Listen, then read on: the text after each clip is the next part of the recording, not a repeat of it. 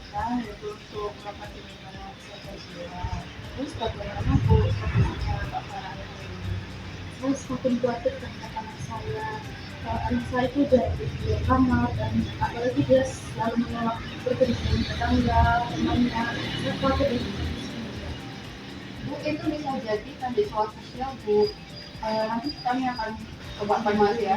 Sama juga sama itu, kalau untuk anak yang nanti akan di rumah, berikutin mereka di kamar. Oh benar ya, iya anak saya sering mengirim kamar, jarang bertemu dengan tetangga. Itu Mbak bisa sama-sama dengan saya ngecek kondisi anak saya. Ayo Mbak silakan boleh Bu.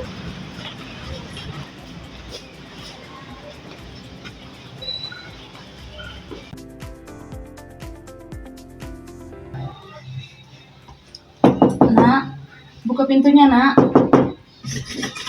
Nak, buka pintunya nak. Nah, Bu, biar saya yang coba membuka anak. Permisi Mbak, kami dari tim puskesmas ingin membantu Mbak. Bolehkah kami berbicara sama Mbaknya? Apa kalian datang untuk menghakimi saya juga? Saya tidak ingin bertemu dengan siapa-siapa. Semua orang menatap saya aneh.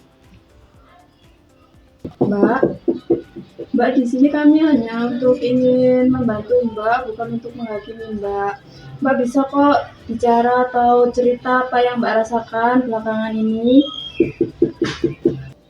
Saya tidak mau keluar. Semua orang membicarakan saya. Saya lebih baik sendiri saja. Nak, buka pintunya nak. Mbak, kami tahu Mbaknya merasa tidak nyaman dengan kedatangan kami, tapi dengan cara Mbak mengurung diri Mbak sendiri begini bisa membuat keadaan semakin buruk, Mbak. Kami di sini untuk membantu Mbaknya agar bisa beraktivitas seperti biasa lagi. Sebelumnya apa yang membuat Mbaknya merasa bahwa orang lain membicarakan Mbaknya? Saya tidak tahu. Rasanya semua orang menilai saya. Saya takut melakukan kesalahan dan akan membuat semua orang membenci saya. Mbak, perasaan seperti itu bisa saja terjadi apabila Mbak merasa cemas dan tidak percaya diri. Tapi tahulah Mbak, bahwa di luar sini tuh banyak banget yang peduli sama Mbak.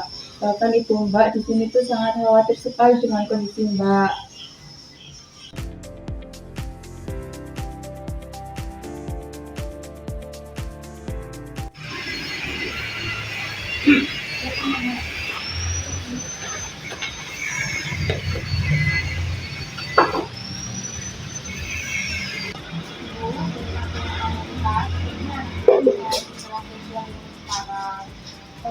Sehingga anak itu lebih sering mengurung diri karena dia takut dinilai buruk oleh orang lain.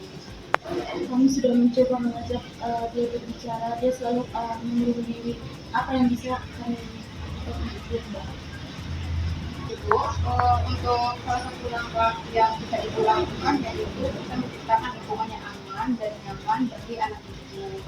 Terus jangan memaksakan anak ibu untuk berinteraksi, tetapi perlahan-lahan ajak dia untuk terlibat dalam aktivitas sederhana seperti mengajak dia berbicara dengan anggota keluarga terdekat ibu. Nah, kamu juga akan merujuk anak ibu ke fasilitas dan juga memberikan konseling lebih lanjut lagi.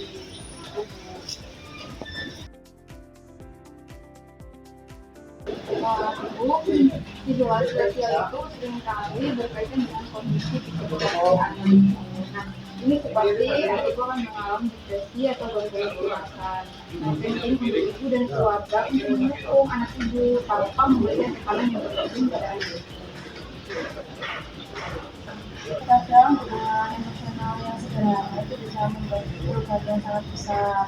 Bantu Mbak Farah terus berinteraksi dengan orang lain ya Ibu. Baik, kami akan mencoba membantu anak saya untuk bertemu dengan orang lain lagi. Ya Ibu, kami akan terus nanti memantau perkembangan anak ibu. Nah, selain itu nanti ada baiknya jika anak ibu bisa mendapatkan perhatian dari tenaga ahli, seperti psikolog atau psikiater untuk membantu menangani kecemasan yang anak ibu Ibu rasakan, Bu. Oke, baik Mbak.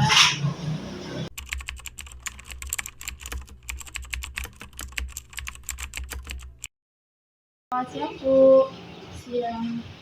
Bu, bagaimana keadaannya Mbak Farah?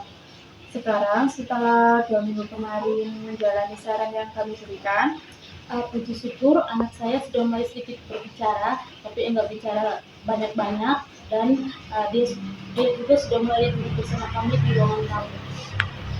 Bagus sekali ya, Bu. Itu adalah kemajuan yang positif ya. Dan perlahan kita bisa membantunya untuk lebih terlibat dalam aktivitas sehari-hari lagi ya, agar untuk memberikan dukungan emosional kepada anak. saya juga senang Bu mendengarnya perkembangan ini. Saya akan terus menghubungi Mbak Farah untuk memastikan bahwa kondisi mentalnya semakin membaik. Baik, terima kasih ya Mbak. Sama-sama Bu. Saya sudah menunjukkan kemajuan yang cukup baik. Meski masih ada tanda-tanda kecemasan, setidaknya dia mulai kembali berinteraksi dengan keluarga. Iya, Bu. Ini adalah langkah awal yang penting. Kami perlu memastikan bahwa pasien tetap mendapatkan dukungan baik dari keluarga maupun dari tenaga kesehatan agar proses pemulihannya berjalan dengan baik, Bu. Ya, saya juga setuju Bu. Saya akan terus memantau situasi dan berkoordinasi dengan pihak puskesmas jika nanti diperlukan tindakan lebih lanjut. Oke Bu.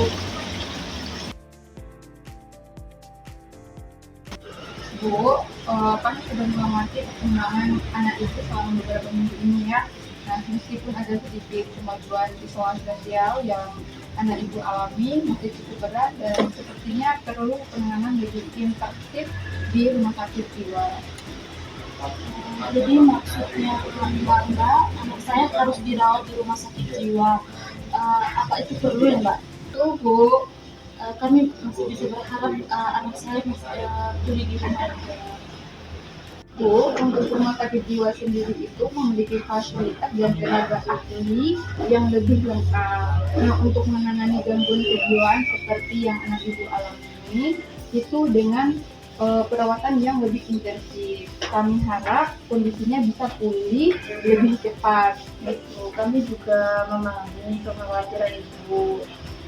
Tapi perawatan di rumah sakit jiwa bukan berarti dia akan tinggal di sana untuk waktu yang lama. Ini untuk memastikan dia mendapatkan terapi yang lebih tepat. Nanti di sana itu Mbak Farah akan mendapatkan penanganan yang komprehensif. Di sana juga termasuk ada terapi psikologis, terus ada obat-obatan, juga. Kemudian kami akan terus memantau perkembangan Mbak Farah dan berkoordinasi dengan tim rumah sakit jiwa. Baik, kami setuju jika ini memang membuat anak saya baik. Bagaimana dengan surat rujuknya? Untuk surat rujuknya, kami akan menyiapkan surat rujukan untuk rumah sakit jiwa dan anak itu bisa langsung dirujuk untuk mendapatkan pemeriksaan lebih lanjut. Nah, itu bisa menemani anak ibu selama proses ini dan kami akan terus mendukung ibu. Gitu, Bu. Oke, baik. Bu, ini untuk surat rujukan anak ibu ke RSUD nanti ya. Nah, di dalamnya ini sudah tercantum informasi lengkap mengenai kondisi anak ibu. Nah, untuk hasil observasi, kami selama beberapa minggu terakhir permintaan untuk pemeriksaan serta penanganan lebih lanjut semua sudah ada di sini. Ya. Ini Bu. Oke, baik, terima kasih ya Mbak. Kami akan membawa anak saya sesuai arahan Mbak agar anak saya bisa mendapatkan penanganan yang lebih baik. Iya Bu. Terima kasih ya Mbak. Ya Bu, kami siap. Kalau boleh kita diskusikan dulu kepada Mbak Farah terkait itu. Ya boleh. Ayo Mbak, silakan.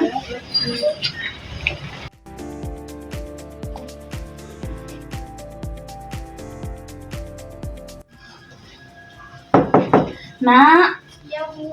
permisi ya Nak. Ibu buka pintu. Di sini ada petugas dari puskesmas ingin mengunjungi Nak. Ya, Apakah kami boleh masuk? Iya, Bu. Ya, ya. Silakan, Mbak. Mbak, kami sudah menyiapkan surat rujukan untuk pemeriksaan di RSJ ya. Nah, di sana Mbaknya akan mendapatkan penanganan yang lebih intensif. Nah, kami harap Mbaknya bersedia untuk mengikuti pemeriksaan ini demi kebaikan Mbaknya sendiri ya. RSJ, saya tidak gila. Kenapa saya harus ke sana? Mbak, kami mengerti. Mbak mungkin merasa tidak nyaman mendengar kata RSJ. Tapi Mbak tidak sendiri, banyak orang yang menjalani pemeriksaan di sana untuk mendapatkan perawatan yang tepat. Ini bukan karena Mbaknya gila, tetapi untuk membantu Mbak merasa lebih baik dan bisa berinteraksi kembali dengan orang-orang terdekatnya Mbak. Benar Mbak, di RSJ itu ada dokter dan psikolog yang aktif dalam menangani kondisi seperti yang Mbaknya alami. Nah, ini adalah langkah terbaik agar Mbaknya bisa lebih cepat. Kami akan mendampingi Mbaknya selama proses ini. Baiklah kalau memang itu yang terbaik. Tapi saya tidak ingin lama-lama di sana. Mbaknya tidak perlu khawatir ya. Ini hanya untuk sementara waktu sampai Mbaknya bisa kembali stabil. Nah, kami dan keluarga akan selalu mendukung Mbaknya. Baik, Sus. Ya. Bu, terima kasih banyak ya. Sebelum kami pamit pulang, apakah ada yang mau ditanyakan? Tidak ada, Mbak Sus. Baik, jika tidak ada, kami izin pamit pulang ya. Terima kasih atas waktu yang telah diluangkan untuk kami. Terima kasih ya Mbak Sus sudah meluangkan waktu untuk anak saya untuk kesembuhannya. Mari saya antar ke depan. Boleh, Bu? Boleh.